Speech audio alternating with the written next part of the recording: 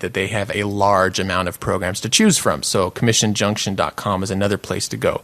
Clickbank.com, tons of ebooks and digital products at entry-level type prices. So that's a great place to go to find the first thing to promote. And we're not just talking internet marketing niches. We're talking dog training and martial arts and Forex and whatever else. I mean, clickbank.com, you should be able to find something there. And then just hitting Google searches. I mean, for instance, I mentioned the example mountain biking because we have a person in our Platinum group that's doing that. And so out of curiosity, I went to Google and just searched for mountain bike affiliate programs, and immediately some interesting things started popping up. So that kind of a Google search can definitely turn things up as well. Now, a real obvious one is Amazon, and I know that's one of the quick and easy ones to put on your site. Our experience is that there's not a whole lot of payout that comes from it, but maybe we just haven't been in the right niches. The commissions are so low that sometimes you have to you have to have such a huge volume to make much money out of it at all.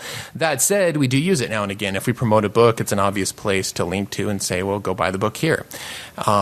So keep that in mind. Like it's not the highest paying out thing, but it definitely is one of the easier ones that you could get started with. Now, that's just based on our experience. I know there's people that have made lots and lots and lots of money through Amazon. And I think it's mostly because they know how to play the holidays and Christmas time and this and that and the other. But, there is money to be made there. But I don't know. It's not going to get you like a $200 or $300 check in the next couple of months, at least in our experience. Yeah, I think that one of my Twitter names that I was using to do some tests, in the bio, I actually had a link to a main book that referred to what I was talking about in that particular niche, and I had a lot of people looking at it, and I think I sold hundreds of dollars worth of this particular book because of that link. And at all I got in the end was about $86, and that was mostly because one of those people that bought the book actually bought a DVD player or some sort of electronic during that same time. So I ended up getting, a percentage of that sale. But it's like 4 to 6% is kind of the average of what you make off anything. And, there's all these little rules and stuff they have. So $86, which was cool. I, bought a bunch of books with that $86. So they ended up with the money back anyway. But, that's just not a lot. You're not going to live off that kind of money.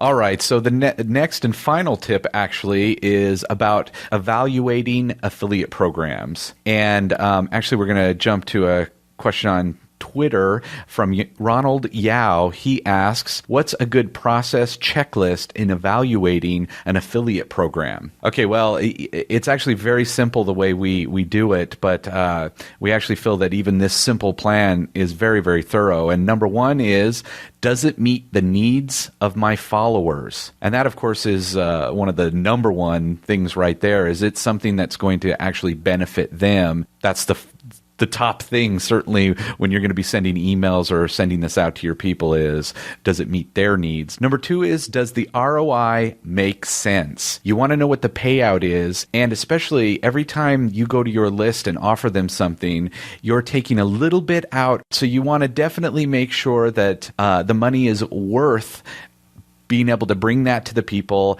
and take a little out of that influence account. And another thing there kind of goes back to what we were saying about the Amazon, because I know there are some times where I've mentioned a book in a post and I'm like, oh man, the 10 minutes is going to take me to go over and get the link. It's not worth the $7 we're going to make off this thing. You know what I mean?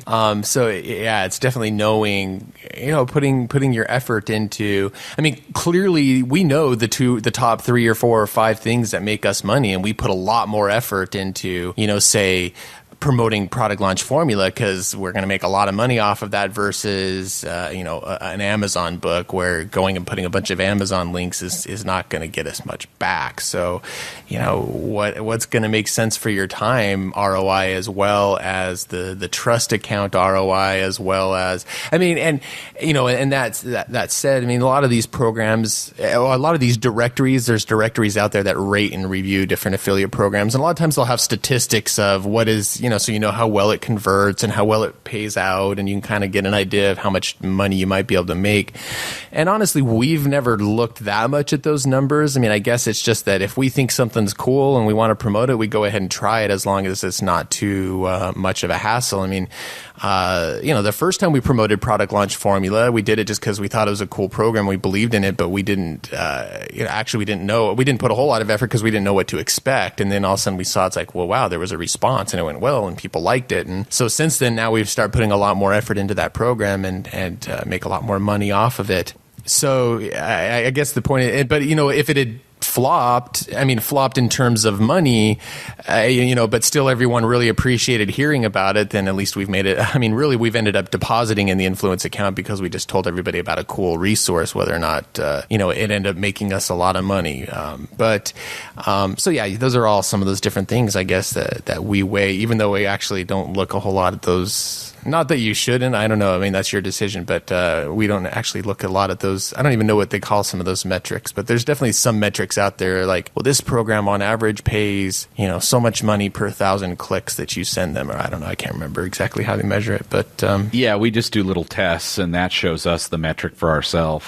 Yeah, because really that's what it comes down to, is testing on your own list to see with how they're going to respond. All right, and the last process in evaluating an affiliate program is, have I used or tested this product myself? And of course, we've talked about that already, but that obviously is the final thing that we do to keep that trust and keep it ethical. Easy 3-point checklist. How about that? There you go, Ronald. All right. So the last thing is, I guess we actually already mentioned this, but there is some interesting lessons here. But our top 3 affiliate programs that we make money off of, just as an FYI for people listening, number 1 by far is Product Launch Formula. And there's a few reasons for that. I mean, the Product Launch Formula is really nice. It's got a great commission, 50%. It's a high ticket item.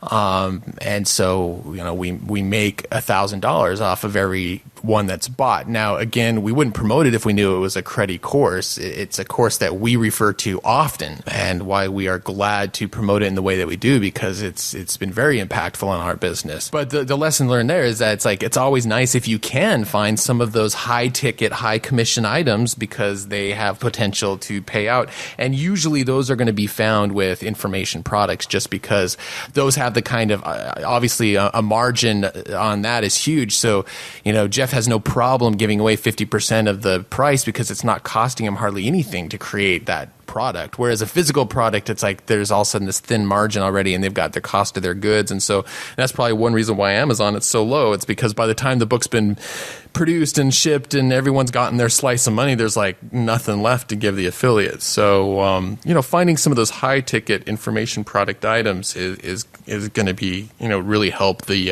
affiliate revenue. Hosting is nice because you automatically, every time somebody signs up, you get, I think the one that we promote, it's like $75. And there's actually ones that we would make even more than that if we promoted. But again, going back to, we've never used those programs. We don't promote them, or we haven't never used the hosting. We don't promote the ones that we could make more money on. But that one's nice. Again, just so finding those programs that it's like, well, if you just get somebody to sign up, kabam, there's a chunk of money right away. So, if hosting at all makes sense for your list, it's a great affiliate program to promote. And then the last one is getreplacemyself.com, which is John Jonas's virtual assistant site, where he teaches you how to work with and hire virtual assistants. And the nice thing about that is that it's a recurring income. Again, that was one where we went through it. We're like, wow, this completely just changed our mindset and our business. And we hired virtual assistants using his system, and it changed everything for us. And so again, we're just like, well, we may as well promote this to our list because we think they'll like it too. And I didn't even expect it, but it's turned out to be one of our top earners. And again, because one of the big reasons is recurring commissions, meaning because it's kind of a membership site type model, as people stay on and month to month they're paying, we are making a commission month to month off of that as well.